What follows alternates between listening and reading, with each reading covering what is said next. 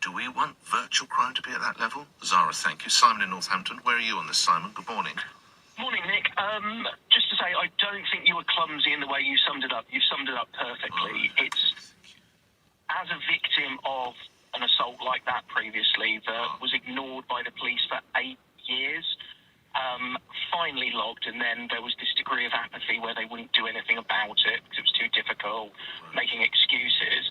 I don't think these virtual crimes should be bracketed in the same degree as you've described it, real-life crimes, actual crimes.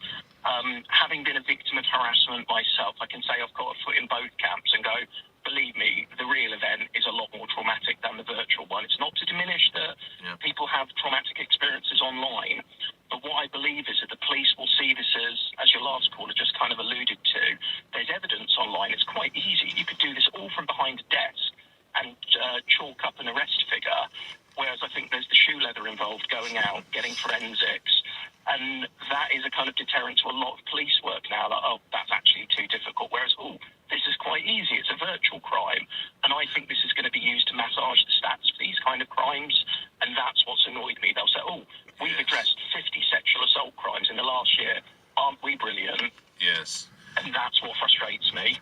Lastly, as someone who's endured this, have you come to terms with what you went through? And if you have, how long did it take?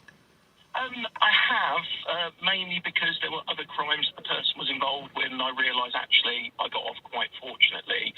But it's in no part, I think, that more of the trauma comes from the apathy of the police and how they just didn't do anything, and still you get that degree of where they're just not willing to help you, so you have to find your own resolution to it effectively.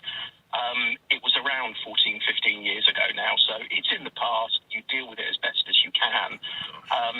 But as I said, from having the virtual experience as well, I can say that one is a lot more traumatic than the other, and they should not be bracketed together because, yes, it's traumatic. You can get over the online one in a degree of time. The real effect, that impacts you like going out day to day, being in the real world, because that's where everyone lives. Fascinating speaking with you, Simon. Thank you for your input. We might return to that, but it's difficult to beat that kind of testimony.